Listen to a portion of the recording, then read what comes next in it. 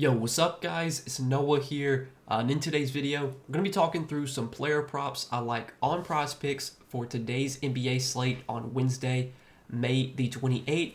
We got Game 5 of the Western Conference Finals on Wednesday night, and this could very well be our last game for this series, because right now OKC's up 3-1. They've got a chance to close out this series at home. They're big favorites in this game. They're favored by like 8 or 9 points, so looks like this series is probably going to end after tonight, but maybe Minnesota goes out there and gets a big road win. We'll have to see.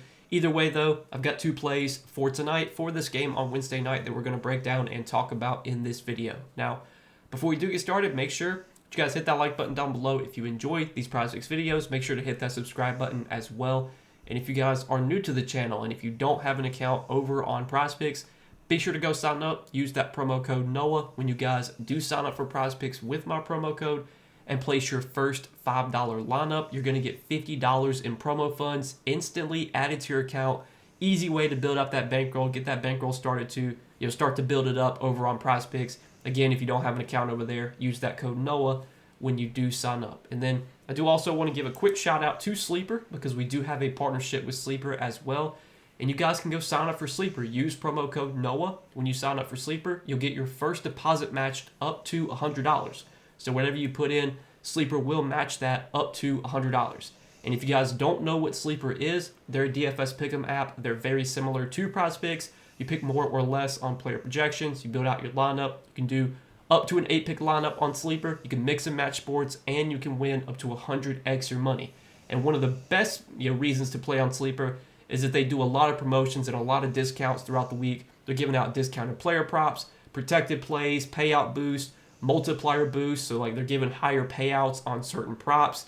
A lot of different promotions that Sleeper does throughout the week. They're doing a bunch of different promotions every single day. And if you guys don't have an account over there, again, sign up and use that promo code NOAH over on Sleeper.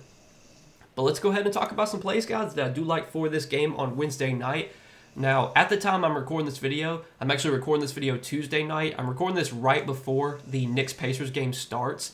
So we don't know yet how our plays did Tuesday night. We took Miles Turner over 5 field goals made, and we took Mikal Bridges under 1.5 free throws made. So hopefully both those plays hit, but can't really recap the plays since at the time I'm making this video, the game hasn't even started yet. I'm trying to get these videos out earlier than normal. For one, it's good for my sleep schedule, so that way I'm not having to stay up till 1 a.m. because I do live on the East Coast. These playoff games, I mean, they don't end till like 12 o'clock East Coast time, and then I have to research, find the plays I like, record the video, make the thumbnail, and then I'm not going to bed till like 1:30, 2 a.m. When I'm waiting to do these videos after the game starts. So since the props are already out, I just it's more convenient for me to do the videos earlier. So we got two early plays here, guys, that I do like for Game 5 on Wednesday. Let's break them down. So the first prop that I do like for Wednesday night is going to be a first half prop. So on Prizepicks, you can actually take whether you think a player goes over or under their projection in the first half. Prizepicks will basically cut their full game projection in half, and they'll offer that for first half. So looking at first half here, the first half projection that I do like is going to be a fantasy score. And we're going to take Anthony Edwards for more than 22 fantasy score in the first half. Now, the reason I like this first half play instead of his full game line, for one, there's a couple reasons here. For one, I think there's a little bit of blowout potential in this game. We've seen OKC be really, really good at home this year and in the postseason. OKC's been blowing teams out a lot in the playoffs. Anthony Edwards, even if it's a blowout, he's just going to play a lot because it's pretty much do or die for Minnesota. But I could definitely see a scenario where Edwards, going into the fourth quarter, maybe needs like 3 or 4 fantasy points to go over his full game line, but it's like a 30-point game, so maybe he only plays like a few minutes in the fourth and they sub him out. Like there's a lot of ways that he could go over first half but not go over full game. So I do like this play a little bit more than his full game. His full game line is currently set at 45. So you're actually getting a little bit of value on the first half because technically half of his full game line would be 22.5. We're getting his line at 22. So I think there is a little bit of value, a little bit more value on the first half line than the full game line. One reason I like this this first half line on Anthony Edwards, I'm expecting Edwards to come out a little bit more aggressive here. We saw Anthony Edwards really struggle last game. He was really bad in the first half. He only took 2 shots in the first half, had only 8 fantasy points in the first half. And I think for the whole game, he only had 16 points, didn't play that well, shot 5 for 13. Like, he was really disappointing in a game that Minnesota kept really close. And it was kind of surprising to see Minnesota keep that game so close with Anthony Edwards struggling. Julius Randle really struggled last game. I'm expecting Edwards to come out a little bit more aggressive here. We've seen so far in the playoffs when Anthony Edwards has a down game, he typically comes out aggressive the next game and he typically bounces back. Like, if you just look through his playoffs this season, so like game 2 against the Lakers, he only had 30 fantasy points. It was a down game from him. He bounced back in a big way in game 3, had 57 fantasy points, came out really aggressive, had 23 fantasy points in the first half of that game and had 14 shot attempts in the first half. And then if we look, I think it was game 1 against OKC was a down game for Edwards. He only had 32 fantasy points in that game, only had 18 points. He came out really aggressive in game 2 after that. Took 18 shots, game 2, 18 shots in the first half. Let me rephrase. 18 shots in the first half, had 16 points, 7 rebounds, 3 assists, 28 fantasy points.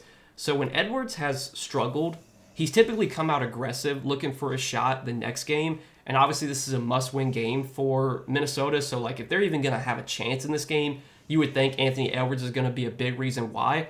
Now, I will admit this matchup is not good for Anthony Edwards. I mean, OKC, if there's any team that's equipped to slow down a guy like Anthony Edwards, it's OKC, because OKC has so many good defenders, whether it's Lou Dort, Cason Wallace, Alex Caruso, J-Dub, SGA, like all these guys can defend really well. So I don't think the matchup's that good for Anthony Edwards, but we're going to get a lot of minutes in the first half. He's going to probably play 20-ish minutes in the first half. I mean, he's barely going to sit if this game's competitive. And it, by some chance, if OKC does come out here and blow out Minnesota, which I think is at least a possibility, you're still going to get a lot of minutes from Anthony Edwards in the first half, regardless of if the game's competitive or not. So I do like this first half projection on Anthony Edwards. Just expecting him to play better here, expecting him to come out more aggressive after he only took 2 shots in the first half last game. Like, that's just not going to happen again. We've seen Anthony Edwards time and time again be a high usage player, a guy that looks to get his shot. He's also a guy that can do other stuff too. Like, even if he's not scoring, he can still rebound, he can still get assists, he can also get steals and blocks. And for fantasy score, you get points for all that stuff. So I do like this play on Anthony Edwards. Going to take him for more than 22 fantasy score in the first half.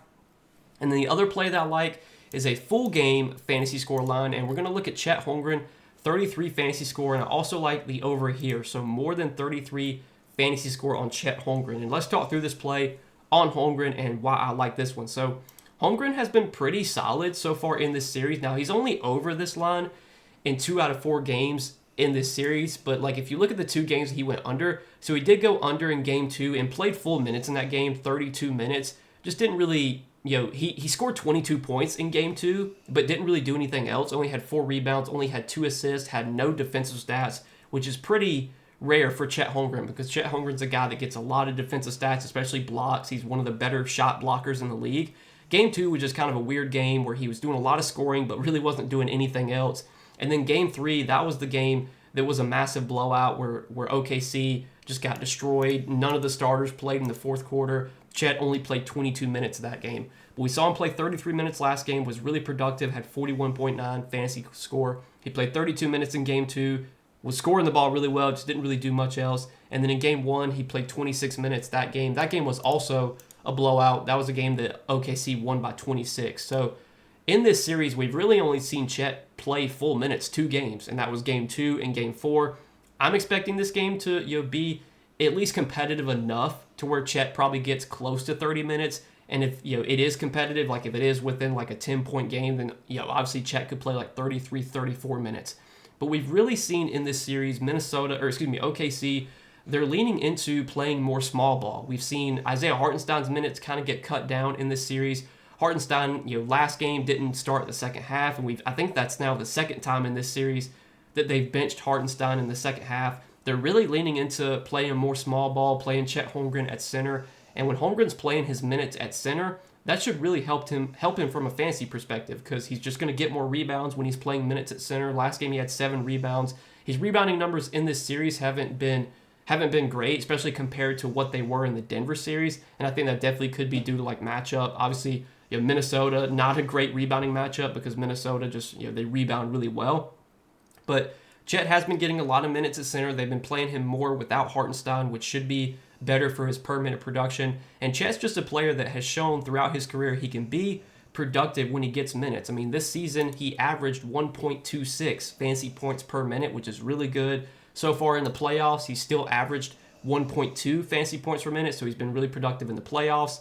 I'm expecting about 28 to 30 minutes here from Chet, and I think if this game's competitive, he could play like 33, 34 minutes. This is just a low line on Chet for a guy who should average well over a fantasy point per minute when he's on the floor. And another thing that I like to see on Chet, not that it means a lot, but for what it's worth, Chet has been a lot better at home than he has been on the road so far in the playoffs. If you look at their road games, he's only gone over this fantasy score line in, I believe, 3 out of 7 road games he's gone over this line, whereas home games he has gone over this line in, I believe, 5 out of 7 home games. So he's been a little bit more productive at home. One of the home games where he went under, he only played 28 minutes. So that was a game where his minutes were down a little bit. But like I said, got up to 33 minutes last game. Could play similar minutes here if the game's competitive. Even if it is a blowout, which I think if this game does blow out, I think it's more likely that OKC is the team that blows the team out. I think OKC is more likely to blow out Minnesota than the other way. And if OKC is blowing out Minnesota, that probably means OKC is scoring a lot of points. And we could still see Chet Holmgren do well in a scenario like that where OKC is playing really well, putting up a lot of points. Because I want to say there's been some blowouts this playoffs where OKC's won big and Chet's still done really well. Because when the team wins big, that means they're scoring a lot of points most likely. So I do like this play on Chet Holmgren. We're going to take him for more than 33 fantasy score. So we got 2 plays here, guys, for Game 5 of the Western Conference Finals on Wednesday night. Like I said earlier, this maybe could be our last game of this series. We'll see. We'll see if Minnesota can pull off an upset. Either way, we'll still be pumping out content the rest of the playoffs. I mean, the Eastern Conference Finals is going to go at least 5 games. So we'll have Game 5 of the Eastern Conference Finals on, I believe that's on Friday night. And then we'll see how far that series goes. But I'm going to be doing NBA content, pretty much the rest of the season, all through the conference finals. And then when we get to the finals, I'll be doing videos for every game of the finals.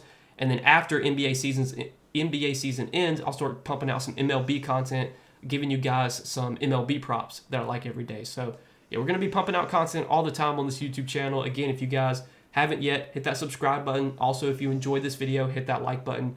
And if you guys don't have an account on Prizepicks, make sure that you do go sign up for Prizepicks and use that promo code NOAH, so that way you get $50 in promo funds instantly when you play your first $5 lineup. But good luck tonight, guys. Let's win some money, and I'll see you guys in the next video.